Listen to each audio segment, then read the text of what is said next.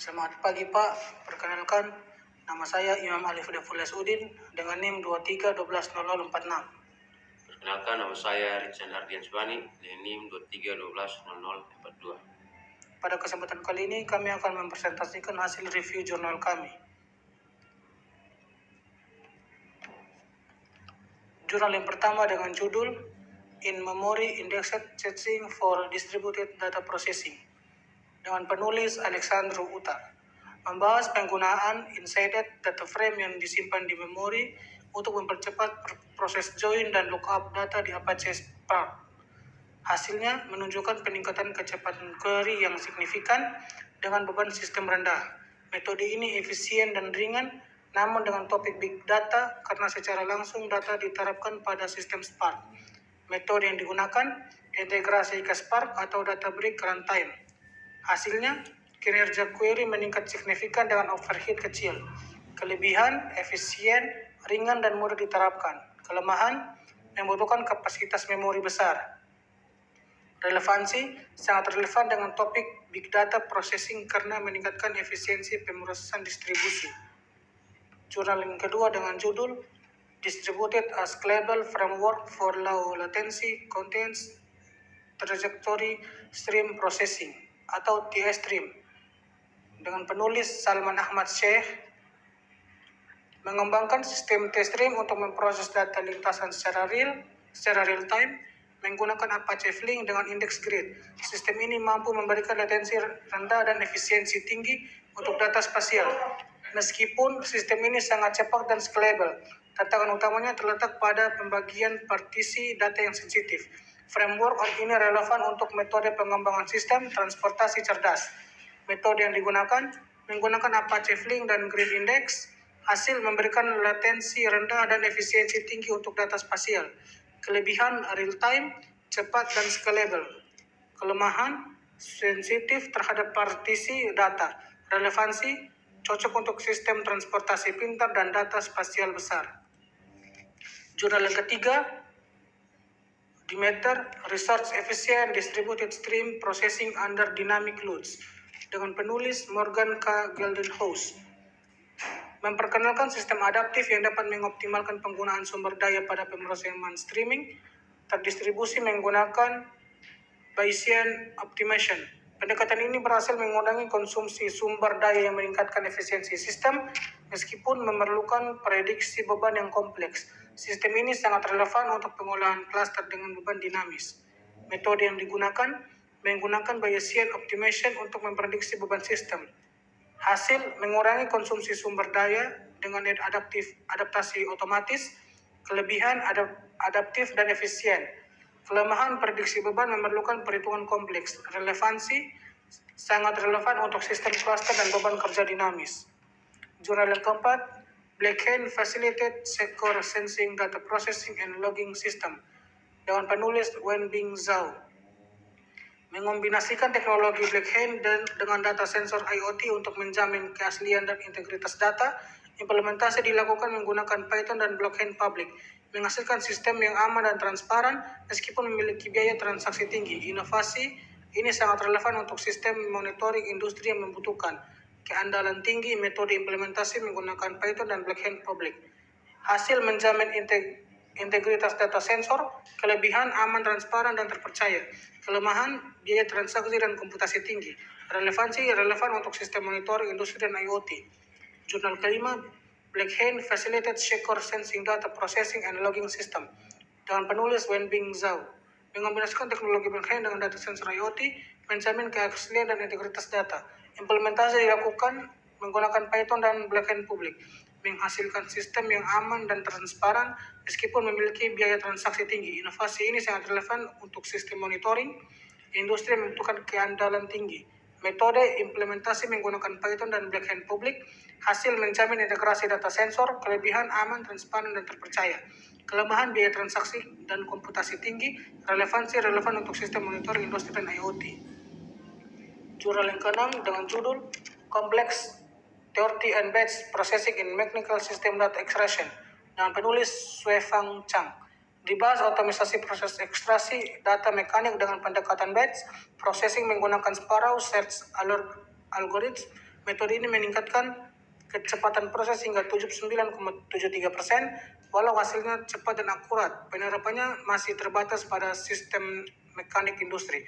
Metode Linear Ternary Sparrow Search Algorithm.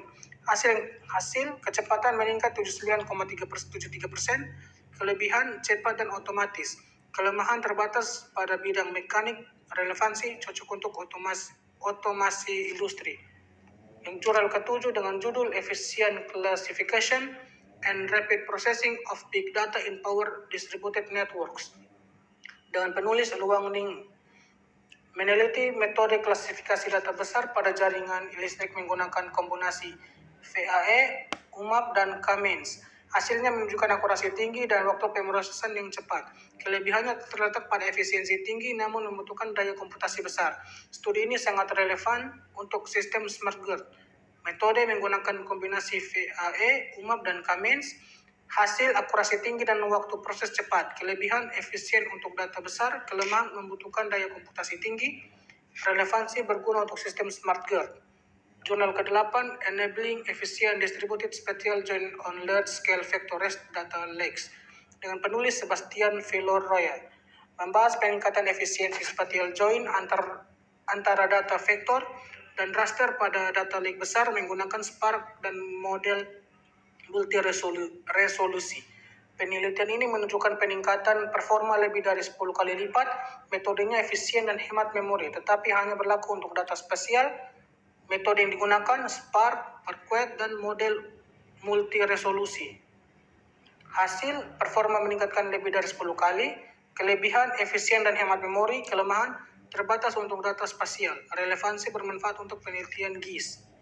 Jurnal ke-9 The Self-Map Reduce Engaging Map Reduce Performance in Heterogeneous Data Center dengan penulis Emin Sesen, meneliti cara meningkatkan kinerja MapReduce pada pusat data heterogen dengan menggunakan model regresi polinomial dan simulasi.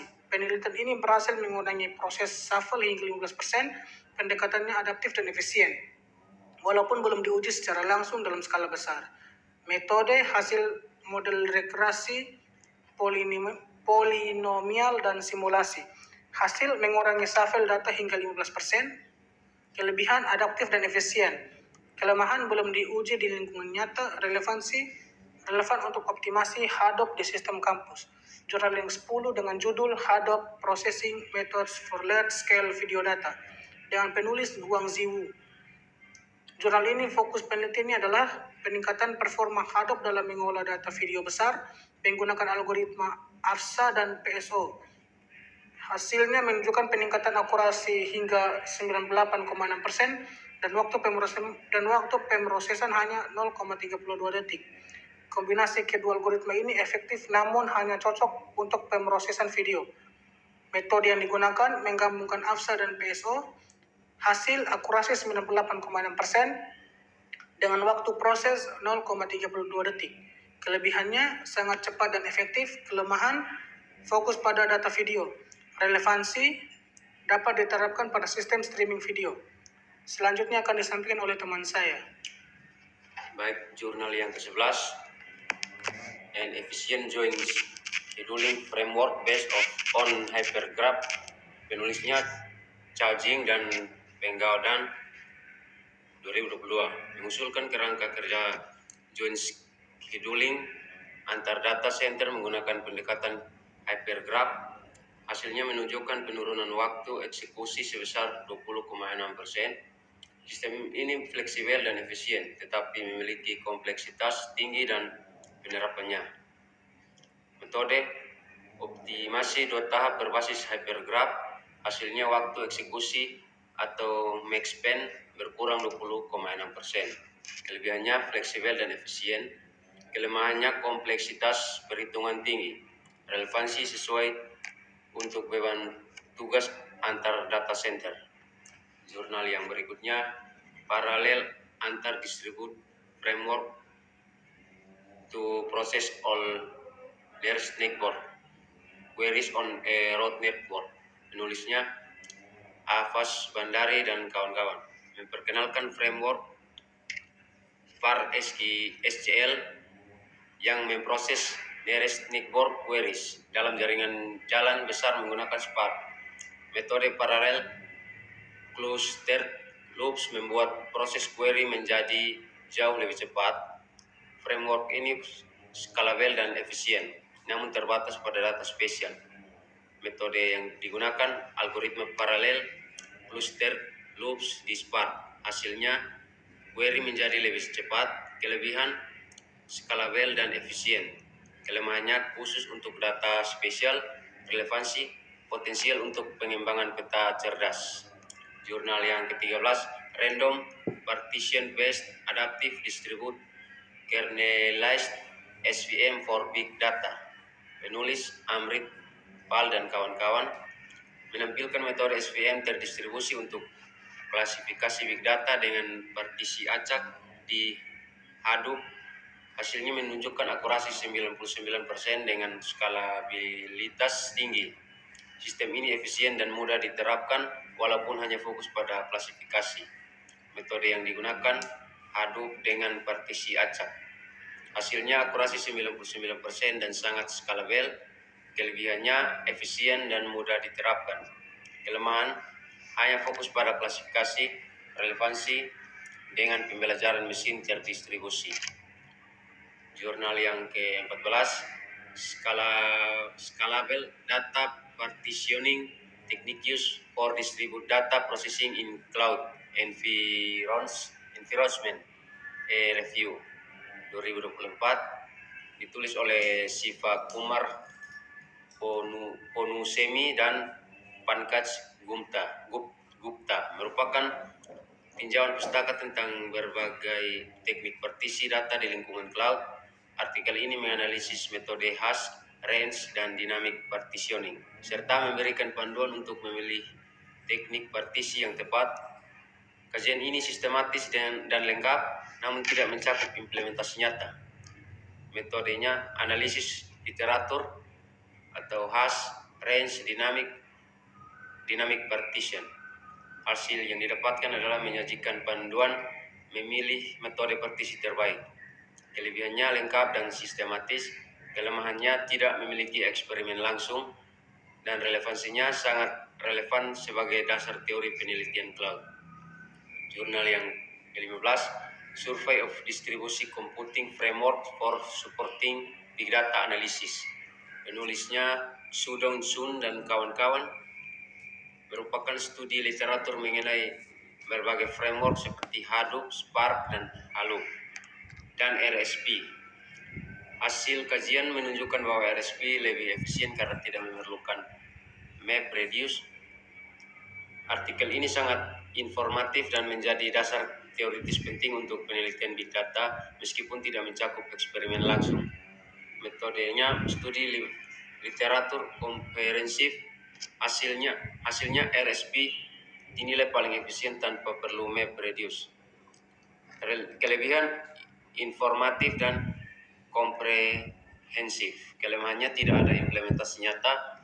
Relevansinya memberikan dasar teori untuk sistem big data modern.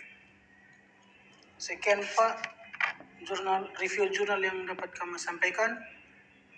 Sekian, terima kasih.